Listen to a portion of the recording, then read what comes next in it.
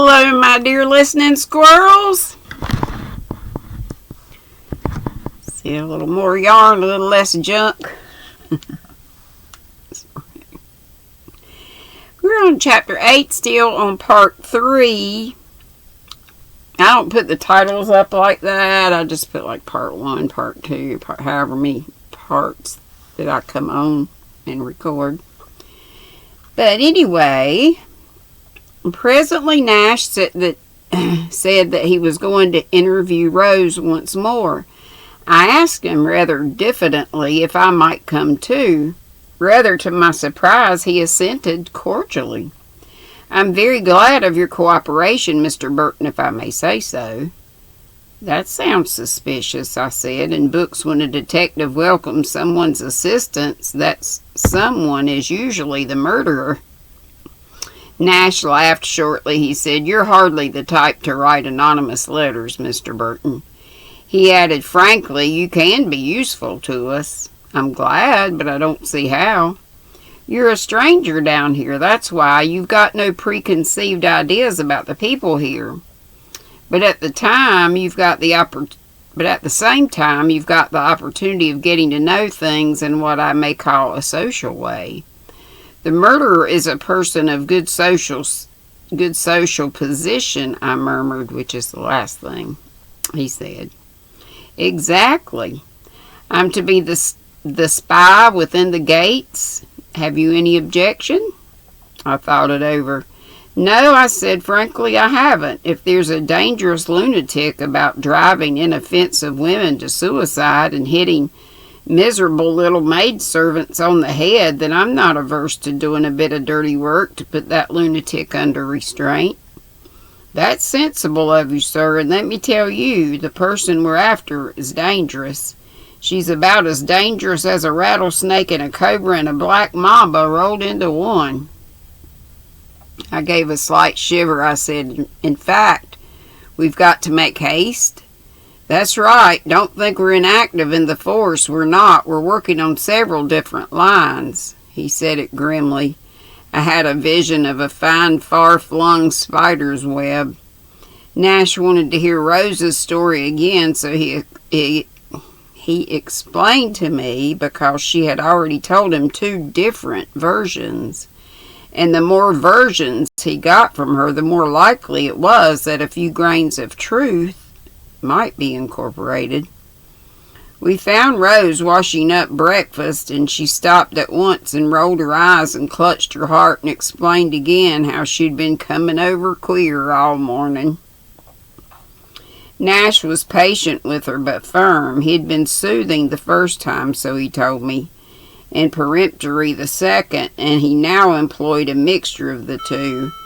Rose enlarged pleasurably on the details of the past week, of how Agnes had gone about in deadly fear and had shivered and said, "Don't ask me," when Rose had urged her to say what was the matter. "It would be death if she told me. That's what she said," finished Rose, rolling her eyes happily. Had Agnes given no hint of what was troubling her? No, except that she was in fear for her life. Superintendent Nash sighed and abandoned the theme, contenting himself with extracting an exact account of Rose's own activities the preceding afternoon.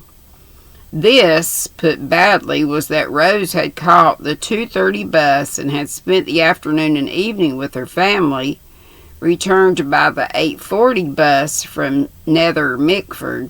The recital was complicated by the extraordinary presentiments of evil Rose had had all the afternoon, and how her sister had commented on it, and how she hadn't been able to touch a morsel of seed cake. From the kitchen we went in search of Elsie Holland, who was superintending the children's lessons. As always, Elsie Holland was competent and obliging. She rose and said, "Now, Colin, you and Brian will do these 3 sums and have the answers ready for me when I come back." She then led us into the night nursery. Will you do this? I thought it would be better not to talk before the children. No, she said, will this do? Thank you, Miss Holland. Just tell me once more, are you quite sure that Agnes never mentioned to you being worried over anything? Since Mrs. Symington's death, I mean? No, she never said anything. She was a very quiet girl, you know, and didn't talk much. I have a butterscotch in my mouth. Sorry if it's aggravating. I got this yuck taste in my mouth from the sinus ick. Didn't talk much. A change from the other one then. Yes, Rose talks much too much. I have to tell her not to be impertinent sometimes. Now, will you tell me exactly what happened yesterday afternoon? Everything you can remember. Well, we had lunch as usual, 1 o'clock, and we hurry just a little. I don't let the boys dawdle. Let me see. Mr. Symington went back to the office, and I helped Agnes by laying the table for supper. The boys ran out in the garden till I was ready to take them. Where did you go? Towards Cumbiacre by the field path. The boys wanted to fish. I forgot their bait and had to go back for it. What time was that? Let me see. We started about 20 to 3 or just after. Megan was coming but changed her mind. She was going out on her bicycle. She's got quite a craze for bicycling. I mean, what time was it when you went back for the bait? Did you go into the house? No, I left it in the conservatory at the back. I don't know what time it was then, about 10 minutes to 3 perhaps. Did you see Megan or Agnes? Megan must have started, I think. No, I didn't see Agnes. I didn't see anyone. And after you went fishing? Yes, we went along by the stream. We didn't catch anything. We hardly ever do, but the boys enjoy it. Brian got rather wet. I had to change his things when we got in. You attend to tea on Wednesdays? Yes, it's all ready in the drawing room for Mr. Symington. I just make the tea when he comes in. The children and I have ours in the schoolroom, and Megan, of course. I have my own tea things and everything in the cupboard up there. What time did you get in? Excuse me. At 10 minutes to 5. I took the boys up and started to lay tea. Then when Mr. Symington came in at 5, I went down to make his, but he said he would have it with us in the schoolroom. The boys were so pleased. We played animal grab afterwards. Seems so awful to think of now with that poor girl in the cupboard all the time.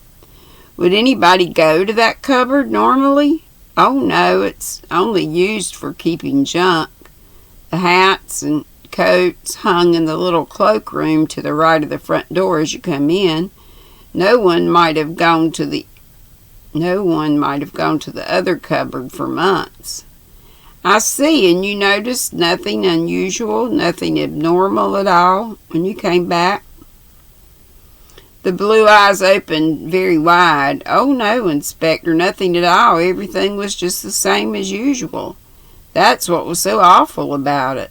And the week before? You mean the day Mrs. Symington? Yes.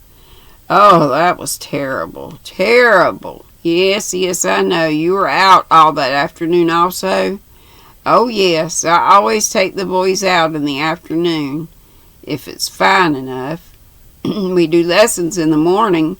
We went up on the moor, I remember, quite a long way. I was afraid I was late back because as I turned in at the gate, I saw Mr. Symington coming from his office at the other end of the road. And I hadn't even put the kettle on, but it was just 10 minutes to 5. You didn't go up to Mrs. Symington? Oh, no, I never did. She always rested after lunch. She had attacks of neuralgia, and they used to come on after meals. Dr. Griffith had given her some cachets to take. She used to lie down and try to sleep. Nash said in a casual voice, "So no one would take her up the post? The afternoon post? No, I'd look in the letter box and put the letters on the hall table when I came. But very often Mrs. Symington used to come down and get it herself. She didn't sleep all the afternoon. She was usually up again by 4. You didn't think anything was wrong because she wasn't up that afternoon?" "Oh, no. I never dreamed of such a thing. Mr. Symington was hanging up his coat in the hall, and I said, 'Tea's not quite ready, but the kettle's nearly boiling.' And he nodded and called out, 'Mona, Mona.' And then, as Mrs. Symington didn't answer, he went upstairs to her bedroom. It must have been the most terrible shock to him. He called me, and I came, and he said, 'Keep the children away.' And then he phoned Dr. Griffith, and we forgot all about about the kettle, and it burnt the bottom out. Oh, dear, it was so dreadful, and she'd been so happy and cheerful at lunch." Nash said abruptly, What is your own opinion of that letter she received, Miss Holland?" Elsie Holland said indignantly, "Oh, I think it was wicked." "Wicked?" Yes, I don't mean that. Did you think it was true?" Elsie Holland said firmly, "No, indeed, I don't. Mrs. Symington was very sensitive. Very sensitive indeed. She had to take all sorts of things for her nerves. And she was very, very particular." Elsie flushed. Particular? Yeah. "Anything of that sort nasty, would have given her a great shock." Nash was silent for a moment, then he asked, "Have you had any of these letters, Miss Holland?" No, I haven't had any." "Are you sure? Please." He lifted a hand. "Don't answer in a hurry. They're not pleasant things to get, I know, and sometimes people don't like to admit they've had them. But it's very important in this case that we should know. We're quite aware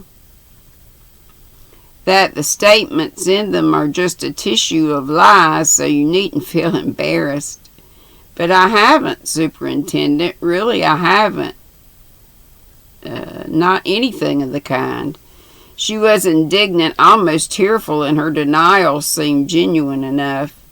When she went back to the children, Nash stood looking out of the window. "Well," he said, "that's that. She says she hasn't received any of these letters, and she sounds as though she's speaking the truth." "She did, certainly. I'm sure she was." Said Nash. "Then what I want to know is why the devil hasn't she?" He went on rather impatiently as I stared at him. "She's a pretty girl, isn't she?" "Rather more than pretty." "Exactly. As a matter of fact, she's uncommonly good-looking, and she's young. In fact, she's just the meat an anonymous letter writer would like."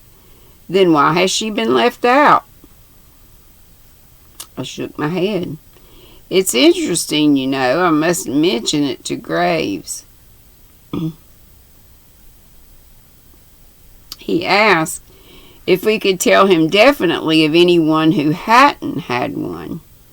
"She's the second person," I said. "There's Emily Barton, remember." Nash gave a faint chuckle. "You shouldn't believe everything you're told, Mr. Burton." "Mrs. Barton had one, all right. More than one." "How do you know?" "That devoted dragon she's lodging with told me. Her late parlor maid or cook, Florence Elford, Very indignant she was about it. Would like to have the writer's blood. Why did Miss Emily say she hadn't had any? Delicacy, their language isn't nice. Little Miss Barton has spent her life avoiding the coarse and unrefined. What do the letters say?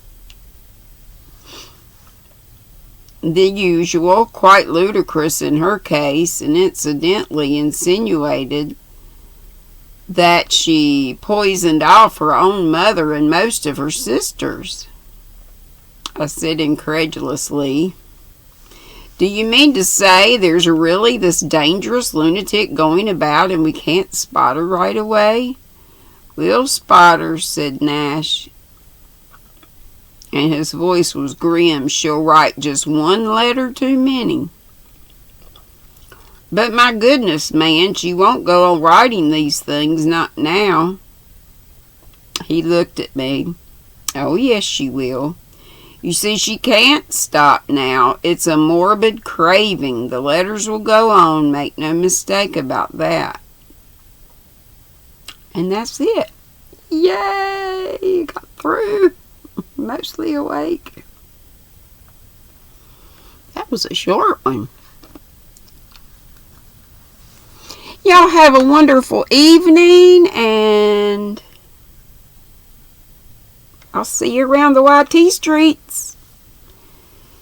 Liz, this is Wednesday night at 7:57 p.m. Liz's Crochet and Stuff, I believe is her channel name. She has Zingo tonight at 8 Eastern, so in just a few minutes from the time I'm saying this. She also has it on Sunday. So I'm going over there. Love y'all. Be sweet, don't be ugly. Bye-bye.